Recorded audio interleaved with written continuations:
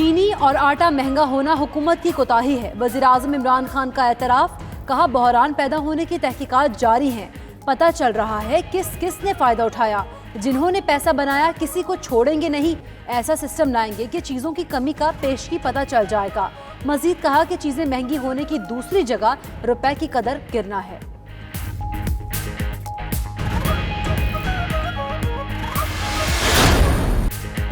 वज़ीर-ए-आज़म फिर मीडिया पर चढ़ दौड़े। इमरान खान कहते हैं कि मंसूबाबंदी के तहत हुकूमत की नाकामियां जारी है। कई चैनल्स हुकूमत के खिलाफ में लगे हुए हैं। लाहौर में तकरीब से खिताब में कहा कि मुल्क को एशियन टाइगर बनाने की नहीं, हमेशा रियासत मदीना के उसूलों पर अजीम रियासत बनाने की बात की। रियासत मदीना में भी इब्तदाई बरसों में बहुत मुश्किलात आई।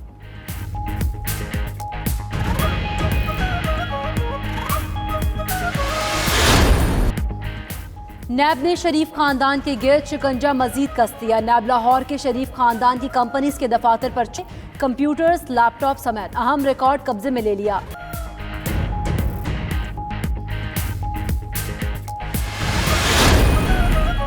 राना सनाउल्लाह कहते हैं कि हुकूमत इदारों को जाती ख्वाहिशात के लिए इस्तेमाल कर रही है।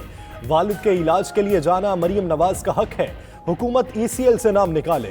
नवाज शरीफ सेहतियाब होकर और शहबाज शरीफ आइंदा माह आ जाएंगे। कोई लंदन प्लान नहीं।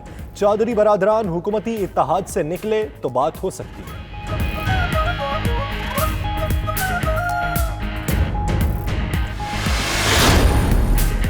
शरीफ फैमिली के दफातर हार्ड डिस्क से बहुत से हक़ाइक़ आश्कार हुए। फिरदौस आशिकवान का कहना है शरीफ फैमिली के लोग वापस आएं और इल्ज़ामात का सामना करें। अगर वो बाहर बैठे रहे और किराए के लीगी रहनुमाओं की जुबानें चलती रहीं तो इसका मतलब है कि उनके पास कहने को कुछ नहीं। महंगाई की वजूहात साबिक़ हुकूमतों के मुआहदे, करप्शन और मनी लॉन्ड्रिंग है।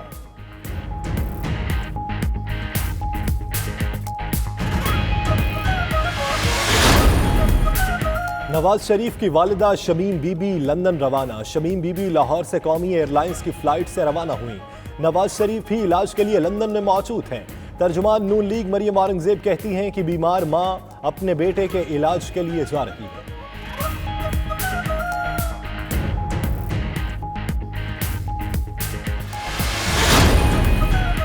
वज़ीर-ए-आज़म का लाहौर का दौरा, सेहत सूरत कार्ड तकसीम किए। वज़ीर आला ने पंजाब में सेहत की सहूलियात के मुतालिक बताया। इमरान खान का सेठ सिटी में खिदमत मरकज का इफ्तिताह। फूड अथॉरिटी की मोबाइल लेबॉर्ट्री का मुआयना। वज़ीर आला से मुलाकात में ज़ख़ीरा अंदोज़ों और मिलावट खिलाफ ऑपरेशन तेज करने का हुक्म। गवर्नर पंजाब ने भी वज़ीर-ए-आज़म से मुलाकात की।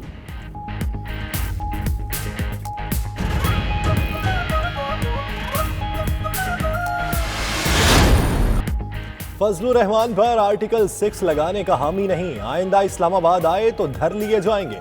शेख रशीद कहते हैं कि बिलावल भुट्टो के खेलने के दिन हैं। शहबाज शरीफ आएंगे तो गुड्डी गुड्डी खेलेंगे। बिजली से मुताल्लिक IMF की बात नहीं मानेंगे। सिक्योरिटी इदारे इमरान खान के साथ खड़े हैं।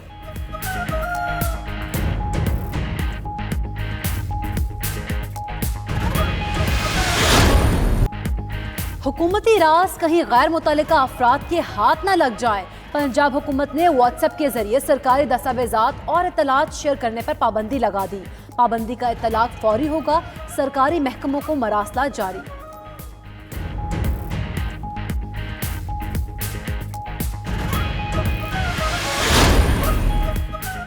तालीमी शोबा भी बहरान के खतरे से दोचार। निजी यूनिवर्सिटीज ने हुकूमत को कर दिया खबरदार। Association of private sectors university के तर्जुमान इमरान मसूद कहते हैं कि हुकूमती पॉलिसीज के बायस निजी यूनिवर्सिटीज को ताले लग गए। 18वीं तरमीम के बाद नुकसान हो रहा है। महविश हयात को तमगा दिया जा सकता है तो मुल्क के मुस्तकबिल के मामारों की खिदमात का एतराफ क्यों नहीं।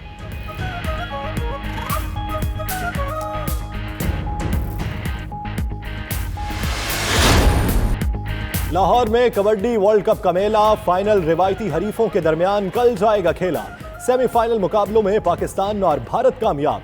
पंजाब स्टेडियम में पहले सेमीफाइनल में भारत ने ऑस्ट्रेलिया को 32 के मुकाबले में 42 पॉइंट से हरा दिया। दूसरे सेमीफाइनल में पाकिस्तान ने ईरान को शिकस्त दी।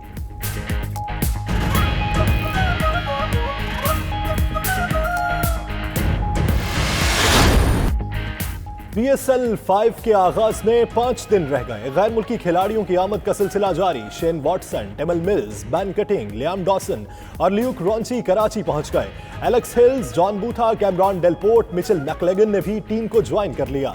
उधर नेशनल स्टेडियम में सजावट जारी। PCB सरफराज अहमद को भूल गया। होर्डिंग्स पर सरफराज अहमद की तस्वीर गायब।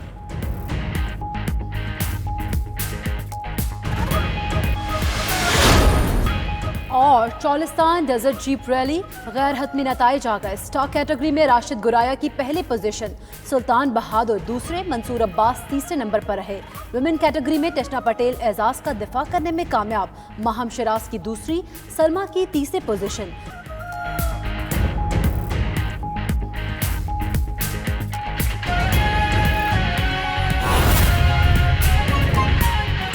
अब क्या वजह थी, क्यों ये ज़रूरत महसूस हुई इकट्ठे होने की? एक तो हमारे यहाँ हर सेक्टर में यूनियंस बनी हुई हैं। रिक्शा यूनियन है, धोबियों की यूनियन है, हर चीज़ की यूनियन। हमारी कोई यूनियन नहीं थी। ये यूनियन इसलिए बनाई है कि ख़तरे की घंटी जो है वो बज चुकी है और इंतहाई इस्तराब में ये लोग शामिल हैं। और जो मुश्किलात जो हमें पेश आई हैं उस हवाले से मैं आपसे जो चार्टर ऑफ डिमांड है मैं आपके सामने रखूंगा, लेकिन थोड़ी सी 1 मिनट में मैं तमहीद बांधना चाहता हूँ। ये बताना चाहता हूँ कि prime minister of Pakistan Imran Khan wonderful person, कमाल के आदमी हैं, कमाल के लीडर हैं, जिनकी सबसे बड़ी प्रायोरिटी जो थी वो एजुकेशन सेक्टर थी और ख़ासतौर पर यूथ ने उनको वोट दिया था। तो मैं तो हैरान हूँ कि इमरान खान साहब को, prime minister, honourable prime minister of Pakistan को नहीं पता कि पंजाब में क्या हो रहा है, उनके इल्म में नहीं है। आज हम ये फोरम इस्तेमाल कर रहे हैं ताकि हमारे जज्बात और हमारे जो इश्यूज़ हैं, हमारे प्रॉब्लम्स जो हैं वो उन तक जो पहुँचे। तो लिहाजा 10 पॉइंट्स का हमारा एक चार्टर ऑफ डिमांड है। मैं बारी बारी पढ़ता हूँ। पहला पॉइंट है हमारा हायर एजुकेशन को अव्वलीन तरजीह देना। हम ये चाहते हैं कि आप इसको प्रायोरिटी लिस्ट पर रखें। और हम ये भी चीज़ बताना चाहते हैं कि पाकिस्तान में बहुत बड़ा इशू जो है वो एक्सेस का है। एक्सेस से मुराद ये है कि 22 करोड़ की जो हमारी आबादी है उसमें से कितने बच्चे जो हैं वो उनको हायर एजुकेशन मैसर आ रही है, यानी कि वो यूनिवर्सिटियों में जा रहे हैं। मैं आपके सामने एक थोड़ी सी फिगर्स रखना चाहता हूँ कि आप हैरान होंगे कि अदादोशुमार के मुताबिक 2 साल पहले ईरान में आला तालीम तक रसाई की शरह 52% है। भारत में 25% लोग जाते हैं यूनिवर्सिटियों में, श्रीलंका में 17%, बांग्लादेश में 13%, जबकि पाकिस्तान में सिर्फ 9% जाते हैं। और हालत ये 9% में से भी अब 7 रह गए हैं क्योंकि लोगों को प्रॉब्लम आ रहा है, महंगाई अरूज पर हो गई है और लोग बेचारे जो हैं वो परेशान हैं।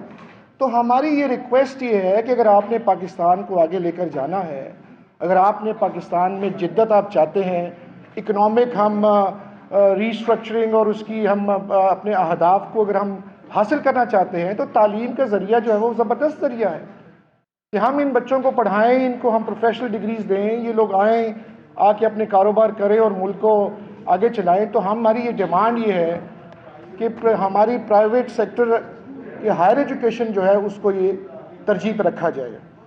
अब बात यह है, दूसरा पॉइंट हमारा ये है कि one window operation. One window operation से मुराद ये है, जो आपके लिए बड़ा ही अहम पॉइंट है, जो मैं आपको ये आपके सामने रखना चाहता हूँ। उसमें अब हालत ये है कि जो यूनिवर्सिटियाँ प्राइवेट सेक्टर में पंजाब में जो टोटल यूनिवर्सिटियाँ जो हैं इस वक्त मेरे अंदाजे के मुताबिक वो 55 यूनिवर्सिटियाँ हैं सरकारी और प्राइवेट सेक्टर में। प्राइवेट सेक्टर में 25 यूनिवर्सिटियाँ, if I am not wrong, 25 यूनिवर्सिटियाँ जो हैं ये प्राइवेट सेक्टर की हैं। अब होता यह है कि जब आप कोई नया प्रोग्राम शुरू करते हैं जिसकी चार्टर आपको इजाज़त देता है, ये चार्टर क्या होता है, ये सूबाई असम्बली पंजाब ये कानून पास करती है, आपको वो इजाज़त देती है कि आप अपनी डिग्री अवार्ड करें। डिग्री अवार्डिंग स्टेटस जो है उसके पीछे कानून खड़ा हुआ है और हर यूनिवर्सिटी अपनी मोहर लगाकर, अपना लोगो लगा के 4 साल प्रोग्राम या PhD MPhil की डिग्री वो देती है। तो ये डिग्री अवार्डिंग स्टेटस जो है ये कानून आपको इजाज़त देता है, बैकअप देता है। आपने जो चार्टर आपको सूबाई असम्बली देती है, आपने उसी में रह के खेलना होता है, उससे आप बाहर नहीं जा सकते। तो चार्टर क्या कहता है? चार्टर कहता है कि आप नए प्रोग्राम शुरू कर लें, आप अपना बोर्ड ऑफ गवर्नर्स करवा लें और उसको जो है फिर अपना पढ़ाना शुरू कर दें। लेकिन प्रॉब्लम ये है कि यहाँ पर एजुकेशन डिपार्टमेंट ऑफ पंजाब में जब कोई यूनिवर्सिटी नया प्रोग्राम शुरू करती हैं तो होता क्या है कि सबसे पहले वो PHEC में लिखती हैं, पहले वो अपनी बोर्ड ऑफ गवर्नर से पास करवाते हैं, फिर वो हायर एजुकेशन डिपार्टमेंट में जाती है फाइल जो है, वहाँ से फिर वापस PHEC आती है, फिर वहाँ से वो HED वापस जाती है एजुकेशन डिपार्टमेंट में, फिर लॉ डिपार्टमेंट में पहुँच जाती है।